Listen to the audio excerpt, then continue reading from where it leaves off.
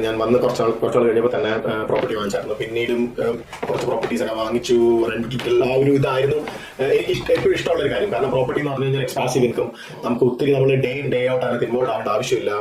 നമ്മൾ പ്രോപ്പർട്ടി വാങ്ങിക്കുന്നു, കൊടുക്കുന്നു. നമ്മൾ ഒരാൾക്ക് നമ്മളൊരു സർവീസും കൂടെയാണ്. നമ്മൾ ഒരാൾക്ക് ഒരു വീട് കൊടുക്കുവാണ്. അപ്പോൾ അതൊക്കെ എനിക്ക് ഇൻട്രസ്റ്റ് ഉള്ള കാര്യങ്ങളായിരുന്നു. അപ്പം ഓബിയസ്ലി ഇതിന്റെ കൂടെ തന്നെ നമുക്കൊരു ഇൻകം കിട്ടുവാണ്.